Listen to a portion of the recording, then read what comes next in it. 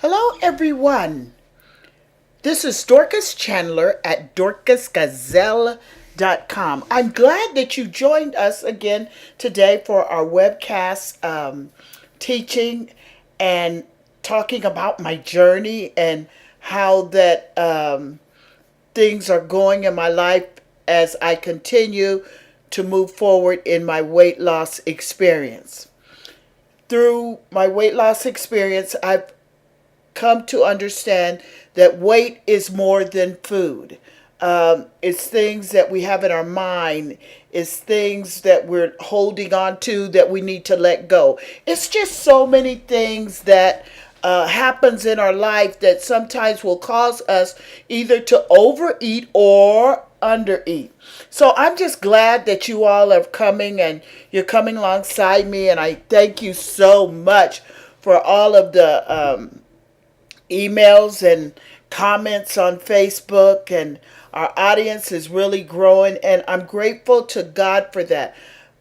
When I started Dorcas Gazelle, the thing that I always wanted to do was make sure that when I'm talking or when I'm writing, that when we're reporting the story about what's going on in our lives, that we be truthful and honest, and that we make sure that we be sensitive to the needs of the people that we're speaking to. I don't know everything about weight. I don't know everything about how the mind works. I don't know everything, period, about life. But what I'm trying to do is I'm trying to report my journey so that I hope that something in our webcasting time, that there will be something that you can hold on to, or something that will encourage you, or something that will inspire you and inspire all of us to be a better person. Somebody came up to me a couple days ago and they said, Dorcas, I could tell that you've lost weight, and I'm grateful for that. I'm really excited about the fact that I can lose weight. But my goal in losing weight is, yes, of course, I would love to look better. But my thing is that I'm trying to be healthy. I'm trying to get back up on my feet. I am back up on my feet, but I'm just trying to feel better. And I want to report to you that on this journey, even though it seems like that it's taking a long time, that I am doing really wonderful. And I hope that you are too. No matter what your journey is, it don't have to be weight. As I keep saying a lot of times, it could be your marriage. It could be your kids. It just could be a multiplicity of things. It could be your job. So whatever that we're going through, that we need to make changes from within, I believe that once we start really looking inside of ourselves and seeing what is really going on inside of us. When we're looking outside of ourselves and when we're looking at other people and we're trying to compare ourselves to other people, that's when we normally lose sight. We're in 2018, and I was talking about repositioning ourselves for greatness, and that still is good. But in the midst of repositioning ourselves, there comes that period of waiting, or the period of going through different things to get to our goals. And we got a lot of feedback and a lot of things that people were saying, and on Facebook and off of our website and telephone calls, and people are excited about the next move, the next level, the next thing, and this is really good. But in the middle of 2018, we're just in January, and when after I made the tape, it just seemed like a lot of things started happening. Not per se in my life, but happening in my friend's life, happening in family members' life. I mean, just things that are happening. What happens, and when I spoke about that a little bit the last time, where we're waiting on what we're believing for, and we're going through so many different changes.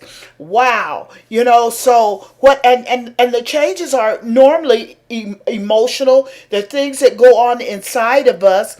And it makes us kind of sometimes, if we're starting something new, or starting something that we started before and we're trying to do it again, when we're starting these things and we're going, and then all of a sudden all these oppositions come, all these things that wants to pull us back, wants to make us think that we can't do it, we're a failure, why is this happening to me? Have you ever said that? Oh my goodness. I have said that so many times. Why is this happening to me? Or why has this happened to me?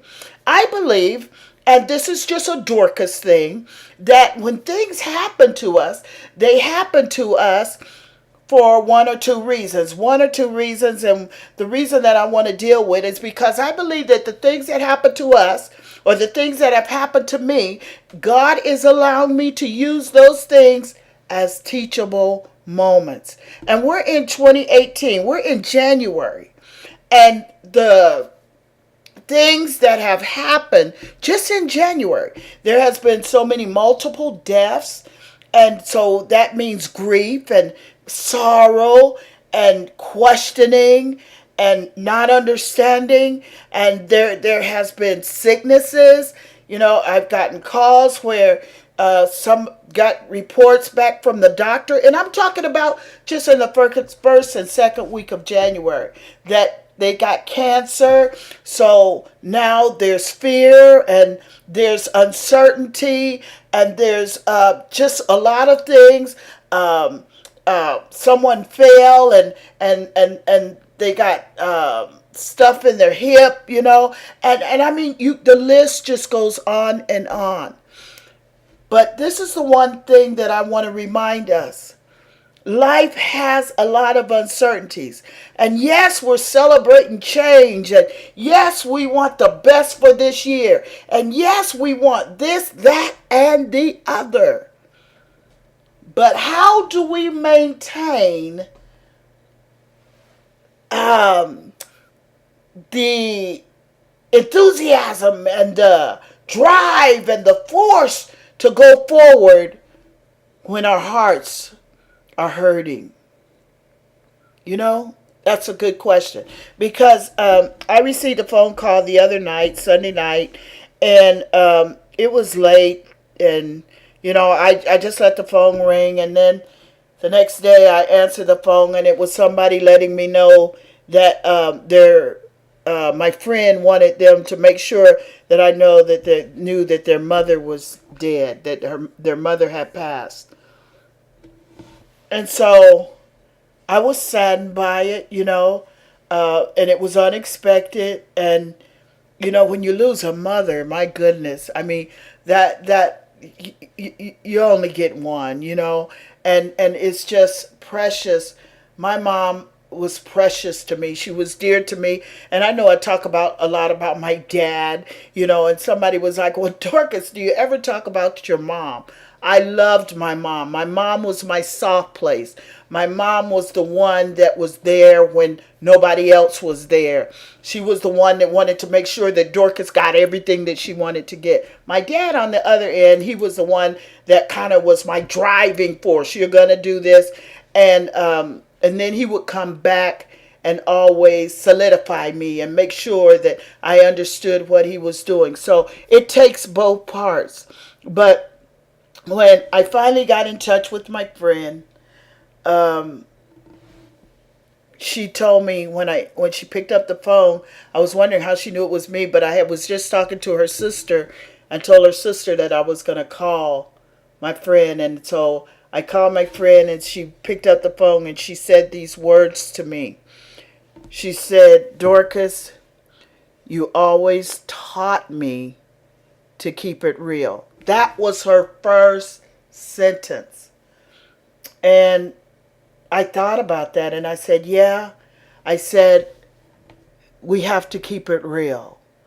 And through the anguish that was in her voice, and I could hear the crackling and just the sorrow that's in her heart because her mom had died, and her mom died on her birthday, and just the things of thinking about loss, and how can you keep it real when you don't even know sometimes what real is. Sometimes through death and sorrow, we're up one minute and we're down the next. And sometimes, especially when we're going through, you got all these people around you. And then all of a sudden, when everybody's gone and there's nobody there and you're left with your emotions and your feelings, I mean, what are you going to do with it? So, but as I spoke with her and I just listened to her, and I got off the phone after we talked for a while, and I thought about the statement, Dorcas, you've always taught me to keep it real. And I said, wow, what does keep it real really looks like? And I thought about my own self. I said, she said, you always taught me. And sometimes as speakers or counselors or whoever we are, just people in general, we tend to tell people stuff. And I'm older now. I haven't talked to her in over 30 years. And so now what I'm trying to do is be more cognizant, more aware of the things that I say to people. Because if you haven't been through a thing, it's really easy to tell somebody what they should do or how to teach. But now what I'm trying to do is I'm trying to make sure that when I'm reporting a story on this webcast, that I'm doing it as accurate as I can and have experience or have some level of experience in what I'm talking about. I don't just want to say words. And so I thought about that. And I thought about all the times that, that the things that I've went through in my life. And the times that I didn't keep it real. The times that I was really hurting inside and tried to hide it. We hide it for whatever reason. And I thought about keeping it real. And that's what I want for me in 2018. I want to be the kind of person that, and I think that I am that kind of person, but I want to make sure that if there's something wrong, that I reach out. I want to reach up first. I want to reach up to God, but that I reach out. Because see, when we let our emotions and our feelings just be just tied up inside of us, it causes sickness, it causes stress, it causes mood changes, and a lot of things. So I've been on the website and taking some courses and just trying to be a better me, a better person, and trying to understand my body, trying to understand those things that really can benefit me as I try to help somebody else. And so when I was on the website, looking, I'm trying to see what kind of foods I need to be eating. I'm trying to see how my mind, how that I can guard my mind more, how I can relax. So one course that I was taking was about sleeping. And sleeping, I didn't want to take that course because I just felt like, it's really not a big deal. But you know what? Sleeping really is. And that's what I want to talk to us about today in 2018, when sometimes we have so much stress and anxiety. We need to learn how to relax, not only relax, but to get proper sleep. And here is my story. When my dad died and I was there with my mom would come in my room late at night and she would say, Dorcas, could you come and get in the bed with me? And I would say, sure, Mom. and I would get up, and or either I was on my computer and I would say I'll be out there, I'm coming. And so I would go and I would get in the bed with my mom. And so because the oncologist that waited on my dad had called me in and told me, he said, Dorcas, he said, your mom is not going to live long if she even lives through this whole ordeal with your dad, because I've seen this happen before. And he let me know that my mother wasn't going to live long. So when my mom would call me in the bed to get in the bed with her after my dad died, I was laying there wondering, oh my God, is this the night? Is my mom going to die tonight? So I would stay awoke all night long listening to my mom breathe.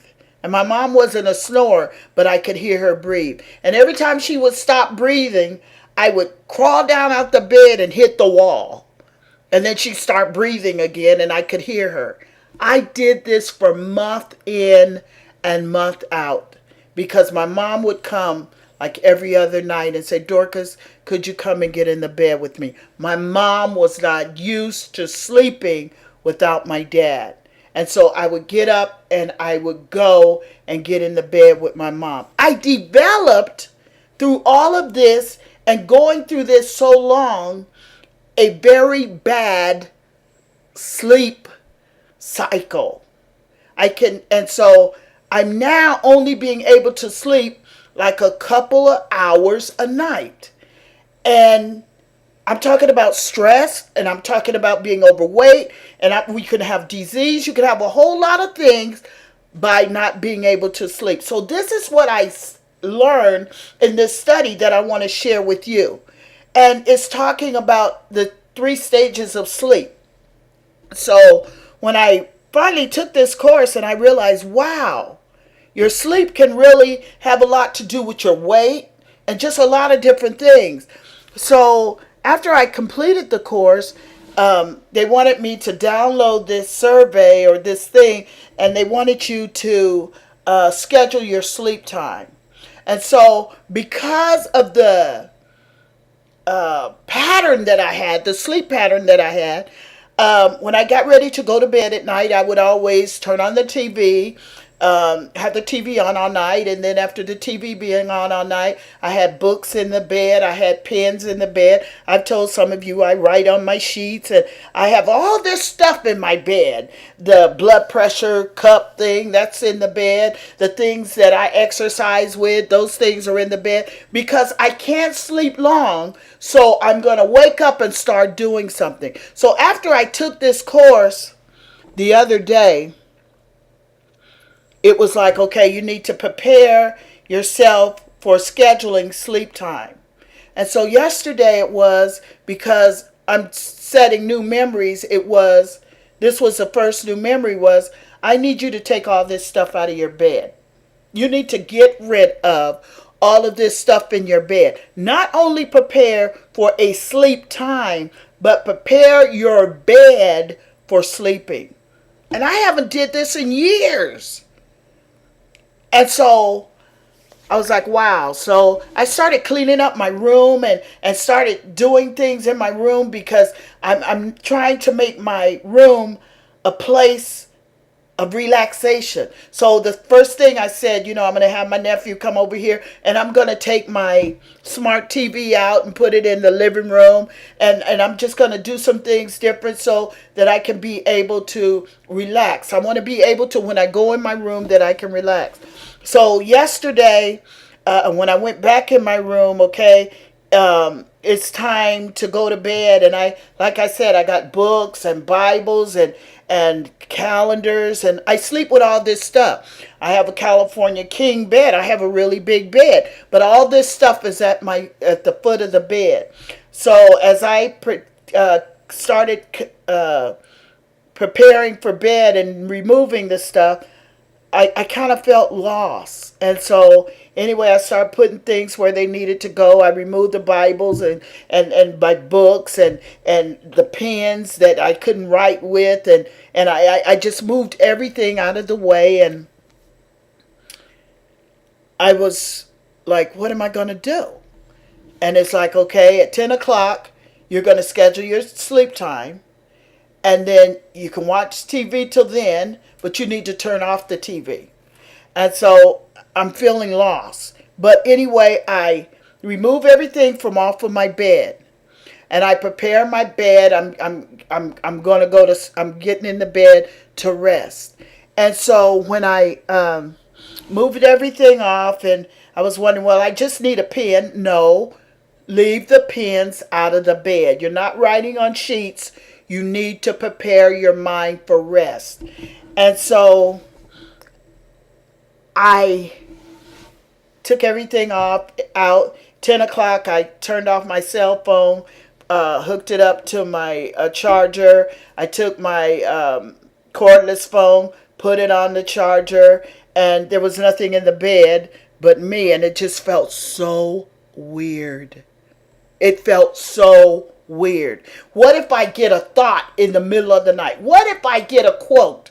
How am I going to do this with my phone off and no pen? But anyway, I prepared myself for bed, and I had got dressed and did my hair, just stuff. And so now I'm in the bed, and I had did my exercise. I did some more exercise, and I had to take the things from the exercise out of the bed, and I'm preparing for bed. And when I prepared for bed, I started getting sleepy. And so then I just went on to sleep. And I'm telling you, I slept. I could only sleep from 2 to 4 hours a night. And then I would wake up and find something to do. And like I said, everything that I needed to do was in my bed. And so last night, I fell asleep before 10 o'clock. I woke up this morning at 6 o'clock. I woke up so refreshed. I was like, oh my goodness. Why am I telling you this story? Because stress and life has so many things that when we're preparing for greatness, we go through a lot of things. But if you just hold on and understand that it's not over, that what you're going through, you can tell somebody else and you can help. And I mean, when I saw that doctor teaching on sleep and the 3 stages of sleep and REM sleep, and you're going in and out of the, I realize how important it is for us to relax. So while we're preparing for greatness and repositioning ourselves, I think one of the key things that we need to look at, because they were talking about how Americans were not getting enough sleep. I'm not talking about just going to bed. I'm talking about getting rest. And maybe you're like me. Maybe you need to prepare your sanctuary, your sleep sanctuary for rest. And there's so many things I'm going to do in my room so that when I go in my room, it's going to be a place of rest. Now, I don't know if I lost any weight. That wasn't why I was doing it. I was doing it because your creativity, just your mind, and just relaxing and just going in and out of different 3 levels. And the things that I learned about sleep that I never knew. And how important sleep is. So we're preparing for greatness. But I want us to look in and see some of the things the changes that we're making. And these are one of the changes that I made, and I'm just so excited about it. I wanted a walker with a seat on it, and I just spoke that thing. I said it to somebody. Bam, the next thing I knew, a walker was being delivered here to my house with the walker. So now, with the seat. So now I can go outside and I can walk. And if I get tired, I can sit down and then walk back. Wow. I mean, just things happen in life. And some of them hurt us to our heart. But I promise you, if we just hold out and hold on. And if we hold each other, and that's why, like I said before, I had the thing, push your foot up against mine. That simply means we need to support each other as never before. Hey, try to relax. Put on some music and unwind and just do things to make life much better. Hey, this has been Dorcas Chandler at dorcasgazelle.com. My saying to you today is try to relax. I love you. Be blessed. Until next time.